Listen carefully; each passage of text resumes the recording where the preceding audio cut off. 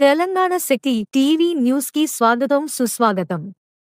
మీరు అన్ని వార్తలను మా తెలంగాణ శక్తి దినపత్రికలో కూడా మీరు చదవవచ్చు. ఈ రోజు మనం ఇక్కడ కార్యక్రమం నిర్వహించుకోవడం జరుగుతుంది. అమ్మ మాట అంగన్వాడి బాట అనేది అమ్మ యొక్క మాట ఏమనాలి, మనం అంగన్వాడికి వెళ్ళాలి అనేటువంటిది ఉండాలి. అంటే అంగన్వాడి బాటలో నడవాలి అనేటువంటి ఉద్దేశంతో మొన్న 11వ తేదీ నుండి 19వ తేదీ వరకు రోజు ఒక కార్యక్రమాన్ని చేయాలని చెప్పేసి గవర్నమెంట్ మనకి కేటాయించింది. ప్రతి ఒక్క జీవీలో రోజువారీ కార్యక్రమాలను నిర్వహిస్తున్నాము.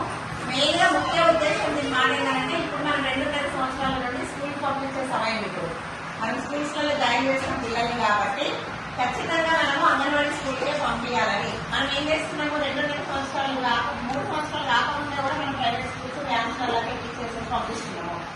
5 సంవత్సరాలు అంతకుముందు గవర్నమెంట్ ఏం చేస్తుంది, 5 సంవత్సరాలకి గవర్నమెంట్ స్కూల్లో జాయిన్ చేసుకునేవాళ్ళు పిల్లల్ని. ఎందుకొరకని 5 సంవత్సరాల వరకు వాళ్ళ యొక్క పిల్లల యొక్క మైండ్ డెవలప్మెంట్ అనేటువంటిది ఆ వయసులోనే అవుతుంది.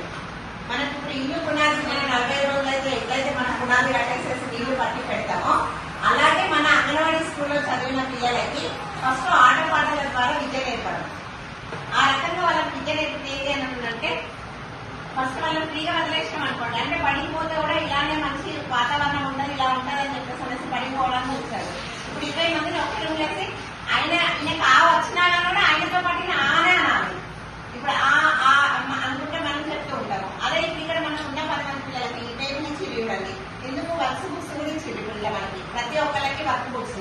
అదే ప్రైవేట్ స్కూల్లో మనము బుక్స్ మనమే కొనియాలి, పెన్సిల్స్ మనమే కొనియాలి, చుట్టూ లంచ్ బాక్స్ మనమే పెట్టి పంపించాలి.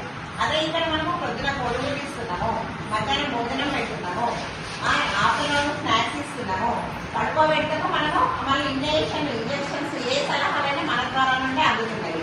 ఏమైనా ఇంత కష్టపడి గవర్నమెంట్ మీకు ఇట్లా టేబుల్స్, ర్యాక్స్ ఇవన్నీ పంపించేసేసి ఇంత కష్టపడి పంపిస్తున్నప్పుడు మనం ఉపయోగించుకోవడానికి తప్పేమి ఉందమ్మా చెప్పండి. మనము ఏం చేస్తున్నామంటే, మీరు పనులలో పోతే మన పిల్లడు మన దగ్గర ఉండకుండా పొద్దున పోయి సాయంత్రం మనకి ఇంటికి వస్తే అయిపోయాలని అనుకుంటున్నాం. మన పిల్లలు మనకే పర్వాలేదు ఎట్లా చెప్పండి. ఖచ్చితంగా వాళ్ళ ఆరోగ్య పరిస్థితులు కూడా మనం గమనించాలి కదా. ప్రతి నెల మీరు వస్తారు, ఓన్లీ పొడుగులు తీసుకొని పోవడం మన బాధ్యత కాదు. వచ్చినప్పుడు ఏంటంటే ప్రతి నెల బరువులు అనేటువంటిది ఇంపార్టెంట్. మన పిల్లడు మరి పోయిన నెలలో ఇప్పటి వరకు మన పాపం మరి బరువు పెరిగిందా లేదా, లేకపోతే ఇప్పుడు మనకి గ్రీన్ కలర్ ఉంది, ఆకుపచ్చ కలర్ లో వస్తే కనుక మంచి బరువు ఉన్నట్టు.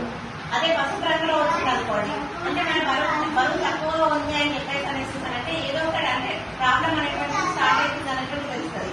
మనకి ఎవరికైనా ఏదైనా అయిందన్నప్పుడు బాగా పైకి వచ్చినాకనే మనకి బయటకు వస్తుంది ఏదైనా ప్రాబ్లం వచ్చినప్పుడు.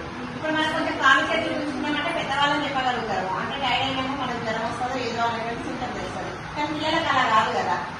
అందుకని చెప్పేసి అనేసి ప్రతి నెల కూడా మనం బరువులు అనేటువంటిది కూడా ఖచ్చితంగా మనం సెంటర్ వచ్చి చూపించుకొని పోవాలి.